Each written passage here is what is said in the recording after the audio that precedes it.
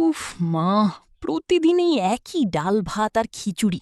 তোমার কি আর কিছু রাঁধতে ইচ্ছা করে না? কেন রে বাবা, এটা তো তোর প্রিয় ছিল। গরম গরম খিচুড়ি আর ডিম ভাজা। ওসব দিন চলে গেছে মা। বাইরে বার্গার আর পিৎজা কত টেস্টি জানো? এই খাবারগুলো একদম ব্যাকডেটেড। বাইরের খাবার সবসময় ভালো না বাবা। ঘরের খাবারে মায়ের ভালোবাসা থাকে। ওটা খেলে শরীর আর মন দুই ভালো থাকে। ওই সব তোমার সেকেলে কথা। আমি বন্ধুদের সাথে বেরোচ্ছি, আজ খাবো না। এটা ডাল নাকি জল? আর ভাতগুলো তো পাথরের মতো শক্ত। ভাই, হোস্টেলে এমন খাবারই জোটে।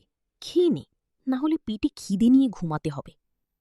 মা যখন গরম ভাতের উপর মাখন দিয়ে মেখে মুখে তুলে দিতেন, তখন কত অভিযোগ করতাম। আজ এক ফোঁটা ঘিয়ের জন্য মন কাঁদছে।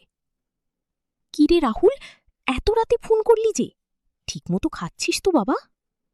মা, তোমার হাতের খাবারের মতো পৃথিবীতে আর কিছু নেই। আমি খুব ভুল করেছিলাম। আমি তোমার রান্নার মায়া বুঝতে পারিনি মা। পাগলা ছেলে, মার ভালোবাসার স্বাদ কখনো হোটেলে পাওয়া যায় না বাবা। তুই বাড়ি আয়, আমি তোর জন্য সব প্রিয় রান্না করে রাখব। রাহুল সেদিন বুঝেছিল ফাস্টফুড হয়তো সাময়িক আনন্দ দেয়, কিন্তু মায়ের হাতের